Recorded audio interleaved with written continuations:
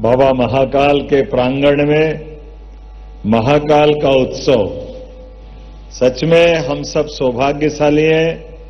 आज के इस उत्सव के जिस प्रकार से ये रचना बनी है, इस पूरे कार्यक्रम की मैं शुभारंभ के इस मंच पर विराजमान भारतीय जनता पार्टी की पार्लियामेंट कमेटी के माननीय मेंबर, पूर्व भारत सरकार के मंत्री, हम सबके सुपरिचित, जिनको प्रेम से हम दादा कहते हैं, आदरणीय दादा डॉक्टर सत्यनारायण जटिया जी, आपका अभिनंदन करता हूं, वंदन करता हूं। जोरदार करतल ध्वनि से माननीय जटिया जी का अभिनंदन करें। हम सबके लिए मंच पर विराजमान प्रभारी मंत्री श्रीमान गौतम टेटवाल जी, परम पूज्य राज्यसभा सांसद मान्यवर उमेश नाथ जी महाराज साहब, आपका अभिनंदन। माननीय विधायक उज्जैन उत्तर श्रीमान अनिल जैन कालूहड़ा जी, आपका भी स्वागत, अभिनंदन। इस अवसर पर हमारे माननीय जगदीश अग्रवाल जी भाई साहब, माननीय राजेंद्र भारती जी, जिला अध्यक्ष संजय अग्रवाल जी, माननीय वरिष्ठ नेता एग्जीक्यूटिव काउंसिल के मेंबर यूनिवर्सिटी विक्रम विश्वविद्यालय श्रीमान ब्रूक पमनानी जी, डॉक्टर प्रभुलाल जाटवा जी, प्रदेश के उपाध्यक्ष भाजपा के, माननीय राजेश धाकड़ जी, जिलाध्यक्ष, पीछे विराजमान पूर्व जिलाध्यक्ष विवेक जोशी जी, जगदीश पांचाल जी, नरेश शर्मा जी, समस्त अधिकारीगण और आप सब, मेरी अपनी ओर से सच में जैसा समय बदल रहा है और बदलते समय में हमारे सामने आंखों के देखते देखते उज्जैन और उज्जैन की छटा, क्योंकि जब महाकवि कालिदास का मेघदूत पढ़ो या बाकी चीजों को सुनते थे तो लगता था कि वो तो स्वर्ग से सुंदर नगरी की कल्पना करते हैं। उज्जैनी अवंतिका की दादा ने भी कई बार सुनाया है।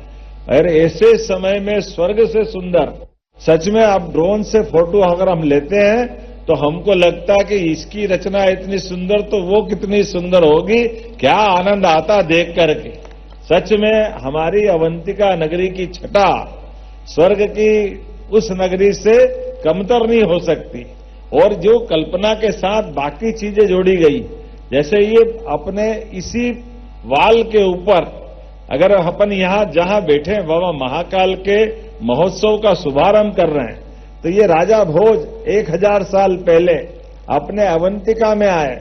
इस दीवार के ऊपर एक एक अलग अलग ऐसे महापुरुषों के सब प्रकार के चित्रों का संयोजन किया गया है, जो मूर्ति शिल्प के माध्यम से हमारी अपनी उस गौरव गाथा के आधार पर उज्जैन की इतिहास की यात्रा से परिचय कराते हैं। और यहां इसी बाबा महाकाल के प्रांगण में परमात्मा की कृपा से महाकाल काल के देवता और काल समय सबका नियत, कोई बढ़ा नहीं सकता, कोई घटा नहीं सकता। और काल के क्रम में हरेक का जन्म एक नियत समय के बाद, जिसके पुण्य प्रताप अपने ऊपर की दुनिया में खत्म होते हैं, वो पुनः मृत्यु लोक में आकर के अपने कर्म के सिद्धांतों के बलबूते पर अलग अलग मार्गों से, भगवान कृष्ण ने 3 मार्ग बताए, जिसकी जैसी श्रद्धा हो हरेक मार्ग से अपने पुण्य अर्जित करने के लिए वहां उसका जन्म होता है। और इस जन्म के आधार पर अपने पुण्य अर्जित करने के बाद फिर श्रीधाम की तरफ प्रस्थान होता है। ऐसे कालक्रम में बाबा महाकाल प्रत्येक श्वास के साथ हमको जीवन देते हैं। प्रत्येक श्वास अगर निकलती है तो मृत्यु से साक्षात्कार होता है। इसलिए महाकाल कहां है? महाकाल हमारे श्वासों में बसे हुए हैं। महाकाल ने हमको अपने उस काल के क्रम में एक अवसर दिया है, जिस अवसर के बलबूते पर परमात्मा हमसे अच्छे से अच्छा काम करने का मौका देता है। मैं आज के इस अवसर पर जब हमने अपनी सरकार के माध्यम से विविध कामों का बीड़ा उठाया, तो ऐसे में हमने कहा कि हमारे यहां मध्य प्रदेश में परमात्मा की कृपा है, 2-2 ज्योतिर्लिंग यहां है, कई प्रकार के लोग हमने बनाने का निर्णय किया। और उज्जैन तो और सौभाग्यशाली है, शक्तिपीठ मां हरसिद्धि हमारे यहां विराजी हुई। और दक्षिण भारत के हिसाब से गढ़कालिका का भी एक शक्तिपीठ है। लेकिन यहां कौन किसकी और जरूरत पड़ रही है? आप देखते जाओ लाइन से, गुरु नानक देव महाराज हमारे गुरुद्वारा इमली साहब में छिपरा जी के किनारे अपनी यात्रा में उज्जैन आकर के उज्जैन की धरती को भी धन्य करते हैं और अपने जीवन यात्रा में बाबा महाकाल के यहाँ पर जो उनने भक्ति भाव से पद गाए हैं वो हमारे उनके अपने पवित्र ग्रंथ में हमको प्राप्त होते हैं। और ऐसे एक नहीं कई सारी कथाओं को समेटे हुए उज्जैन की ये लीलाओं का बार बार गुणगान करें, जानकारी दें, उनसे हम जनता को परिचित कराएं।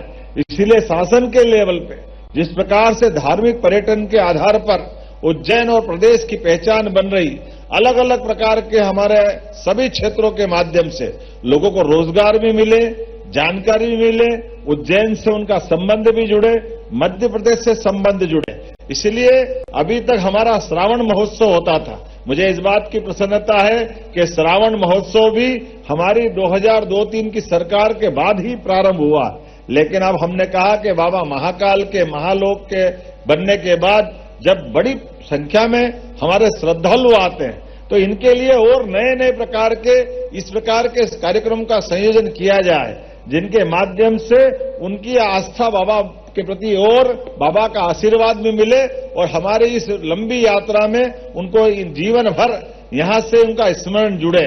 इसलिए काल के क्रम में एक एक करके वो सारे हमने वो प्रबंधन भी किए हैं जिसके आधार पर उज्जैन से लोगों का संबंध जुड़ते जुड़ते जानकारी का उदय भी हो।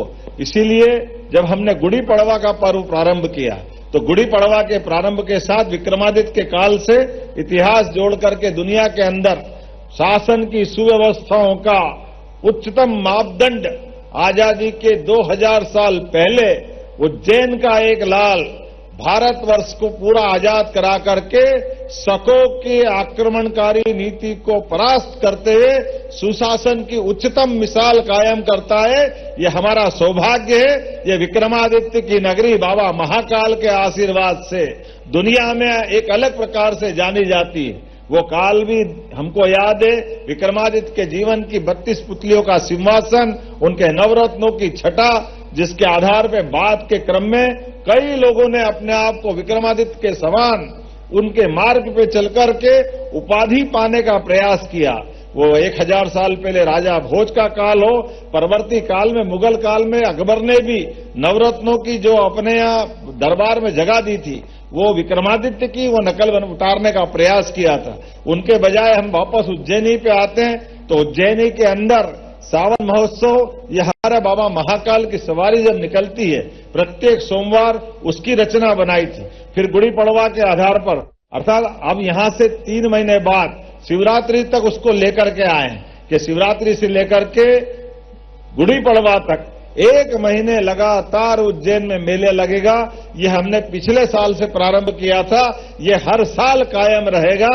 इस दिशा में हम आगे बढ़ रहे हैं। मुझे इस बात की प्रसन्नता है कि जब विविध प्रकार के कार्यक्रमों के संयोजन के साथ हमने वो महत्ता बढ़ाने का प्रयास किया, लेकिन एक और नया नवीन अध्याय जोड़ा गया कि हमारे वाहन का मेला भी लगाया जाए ताकि वाहनों के आधार पर भी यहाँ काल की नगरी महाकाल की नगरी से लोग अपने अपने वाहन खरीदे।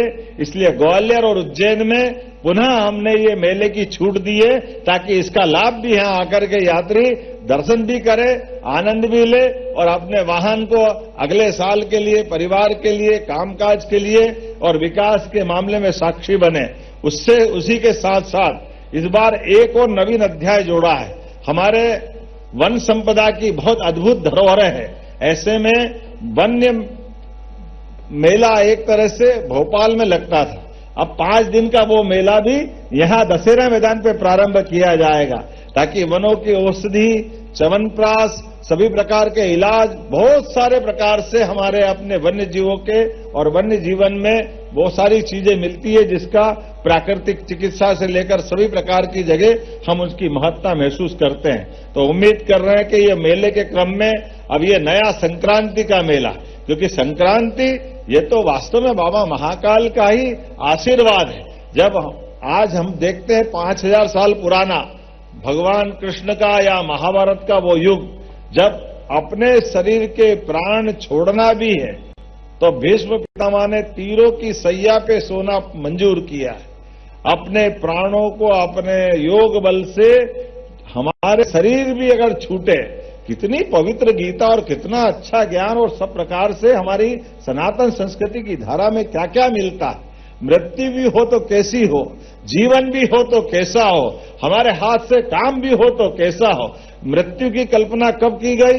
जब अंधेरा कम होने लगे और दिन का उजाला बढ़े, अर्थात जीवन में अच्छा काम करने का मौका मिले। और इसलिए उत्तरायण में लोग अपने शरीर छोड़ने की उस परंपरा को महाभारत के काल से जोड़ के देखते हैं, जो सनातन संस्कृति के हमारे उदय के साथ यहाँ के मानव के माध्यम से दुनिया में हमारी ये विशेषता गई।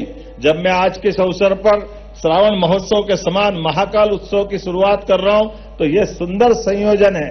हमारे बीच भारत के स्वनाम धन्य शंकर महादेवन बड़े कलाकार का आज शुरुआत का दिन, उद्घाटन का हो रहा, जोरदार अभिनंदन करें उनके माध्यम से। वैसे तो शंकर महादेव महाकाल के नाम पे, महादेव भी है, शंकर भी है। और एक और बात, हमारी अपने बाबा महाकाल का डमरू, ये हमारी वाद्य परंपरा में सबसे पहला वाद्य अगर कोई बना है संगीत का तो वो डमरू है। और डमरू की कल्पना भी बहुत सुंदर की गई। बारिश की बूंद गिरते हुए तालाब नदी पे जो आवाज करती थी, उस आवाज से मिला करके डमरू का हमारे यहां सृजन हुआ है। बात के यंत्र सारे उसके बाद जुड़ते चले गए, जिसके माध्यम से संगीत की बहुत समृद्ध परंपरा हमारे अपने शास्त्रीय संगीत के माध्यम से नाना प्रकार से दुनिया ने सीखी और देखी है।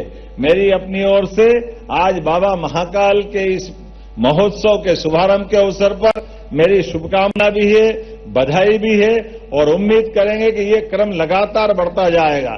पिछले समय जब आए थे तो उज्जैन में आकाशवाणी स्टूडियो की सौगात मिली थी। हमें इस बात का आनंद है, अब अगली बार वापस 25 तारीख को आएंगे तो इंदौर से उज्जैन का हमारा 6 लेन तो करीब करीब 90% बन गया है, लेकिन हरिफाटक पुल के पास का पुल 6 लेन होना बाकी है। तो इसका टेंडर हुआ है, इसका शुरुआत करा करके एक नई सौगात देना चाहेंगे। इसी प्रकार से नजर अली मिल कंपाउंड में नगर निगम के पीछे स्पोर्ट्स कॉम्प्लेक्स की वो भी शुरुआत हुई है।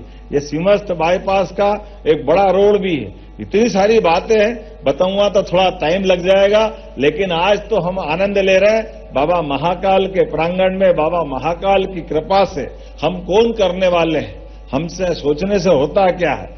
हमारे बाबा महाकाल के माध्यम से ये सब लीला उनकी है, जो जो वो चाह रहे हैं वो सब होता जा रहा है। एक बार जोर से बाबा महाकाल का जयकारा लगाते हुए आज के महाकाल उत्सव का हम शुभारंभ करते हैं। बोलिए महाकाल महाराज की, नर्मदे छिपरे महारानी की।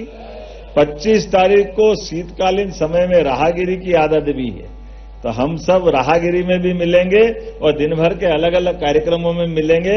मेरी अपनी ओर से एक बार फिर जिला प्रशासन, वीर भारत न्यास, संस्कृति मंत्रालय और जिला प्रशासन को सबको अच्छे कार्यक्रम की बधाई। बहुत बहुत धन्यवाद। भारत माता की